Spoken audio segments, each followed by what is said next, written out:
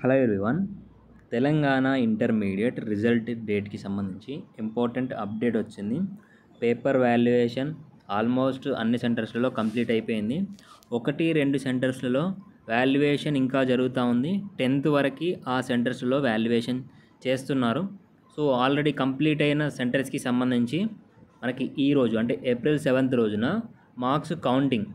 So మనకి ర్యాండమ్గా ఎవరైతే ఫెయిల్ అయిన క్యాండిడేట్స్ ఉన్నారో ఆ క్యాండిడేట్స్ అందరికీ సంబంధించి మళ్ళీ చెక్ చేస్తారు. మార్క్స్ కరెక్ట్గా వేశారా, మార్క్స్ కరెక్ట్గా బబ్లింగ్ చేశారా, ఇవన్నీ వెరిఫై చేస్తారు. ఈ 1-2 రోజుల్లో వెరిఫై చేసి 8th నుండి వాటికి సంబంధించి లేదా 9th నుండి ఆన్లైన్లో మార్క్స్ అప్గ్రేడేషన్కి ఇవన్నీ షీట్స్ అనేది వెళ్ళిపోతాయి. సో 10th తర్వాత మళ్ళీ ఏవైతే పెండింగ్లో ఉన్న సెంటర్స్ ఉన్నాయో ఆ సెంటర్స్కి సంబంధించి వెరిఫికేషన్ చేసి వాటిని కూడా మార్క్స్ ఆన్లైన్లో అప్డేట్ చేస్తారు. సో ఈ మార్క్స్ ఆన్లైన్ అప్గ్రేడేషన్ అనేది 2 to 4 days లేదా 2 to 5 days అనేది జరుగుతుంది. మనకి April 15th కల్లా ఈ మార్క్స్ ఆన్లైన్ అప్గ్రేడేషన్ అనేది కంప్లీట్ అయిపోవచ్చు.